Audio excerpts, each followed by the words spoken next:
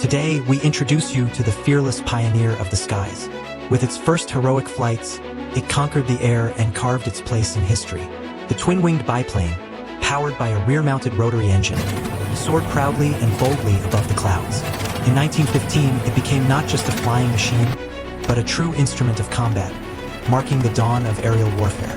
Each flight was a symbol of courage and innovation, shaping the future of air battles. Though slow and unarmored, it inspired generations of fighter aircraft to come. It stood as a testament to human bravery and ingenuity, leaving an unforgettable mark in aviation history.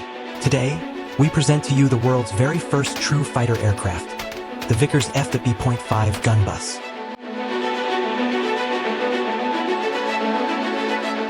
Did you know that the world's first true fighter aircraft wasn't fast, wasn't sleek, and didn't even have metal armor? Yet it changed the history of aerial warfare forever. This is the story of the Vickers F.B.5 Gunbus, the world's first operational fighter plane.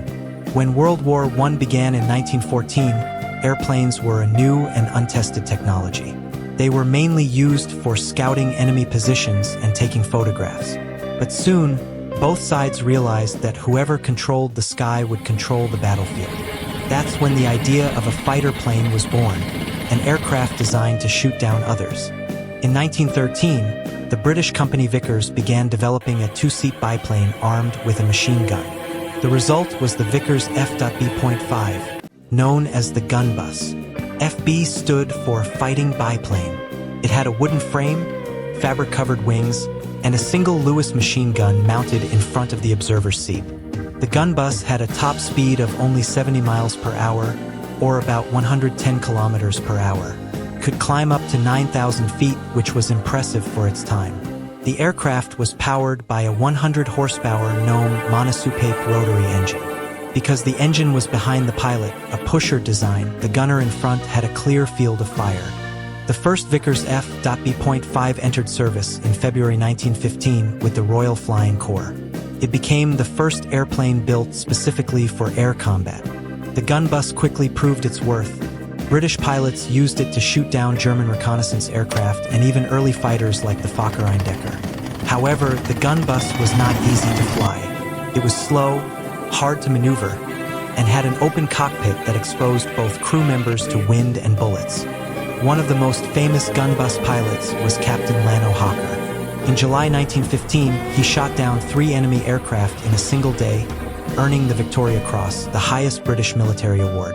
The Gunbus often flew in small groups, patrolling the front lines over France and Belgium.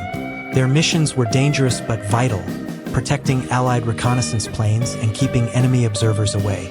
By late 1915, the Gunbus began to show its age. German engineers had developed faster, more agile fighters with synchronized machine guns that could fire through the propeller. The Fokker Eindecker gave Germany temporary air superiority. As a result, the Vickers F.B.5 was gradually replaced by newer models like the Airco DH.2 and Newport 11. Although it was quickly outdated, the Vickers F.B.5 started a revolution in military aviation. It proved that air combat was real and that airplanes could be powerful weapons, not just scouts. Every modern fighter jet today, from the Spitfire to the F-35, can trace its heritage back to the simple wooden biplane. The Gunbus will always be remembered as the first airplane that truly fought in the sky. Thank you for watching. If you enjoyed learning about the world's first fighter aircraft, don't forget to subscribe to the channel and hit the like button.